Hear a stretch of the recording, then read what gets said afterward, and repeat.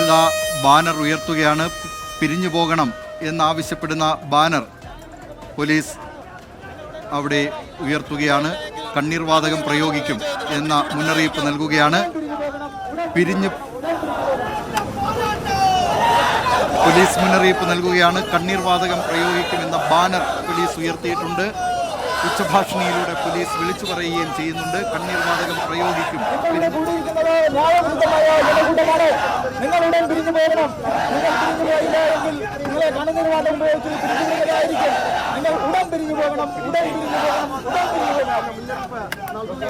Police കണ്ണീർ വാതകം പ്രയോഗിക്കാൻ ഒരുങ്ങുകയാണ്.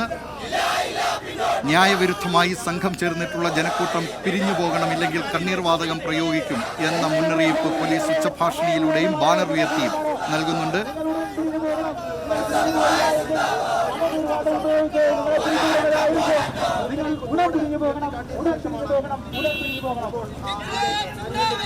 പോലീസിന്റെ മുന്നറിയിപ്പ് SFI പ്രവർത്തകർ വകവയ്ക്കുന്നില്ല. അവരിപ്പോഴും മുദ്രാവാക്യം മുഴക്കി സെക്രട്ടേറിയറ്റ് ആ കവാടത്തിന് മുന്നിൽ, സമര കവാടത്തിന് മുന്നിൽ തന്നെ നിലയുറപ്പിച്ചിരിക്കുകയാണ്. പോലീസ് മുന്നറിയിപ്പ് ഒരു വശത്ത് നൽകുന്നുണ്ട്. അവർ കണ്ണീർ വാതകം പ്രയോഗിക്കും എന്ന മുന്നറിയിപ്പ് നൽകുന്നുണ്ട്. ആ പോലീസുകാർ കണ്ണീർ വാതകം അവർ കയ്യിൽ എടുക്കുന്നതിൻ്റെ ദൃശ്യങ്ങൾ പ്രേക്ഷകർക്ക് കാണാം. കണ്ണീർ വാതക ഷെല്ലുകൾ അവർ പ്രയോഗിക്കാൻ പോകുന്നു.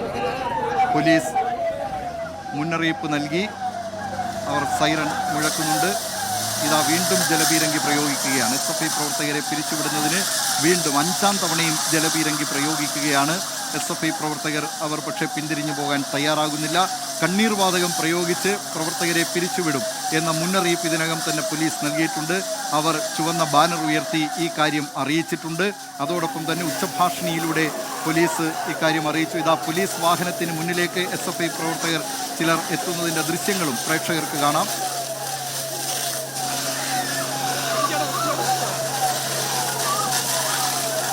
SFI പ്രവർത്തകർ തിരുവനന്തപുരത്ത് നടത്തി. ഇപ്പോൾ പ്രവർത്തകരെ പിരിച്ചുവിടുന്നത്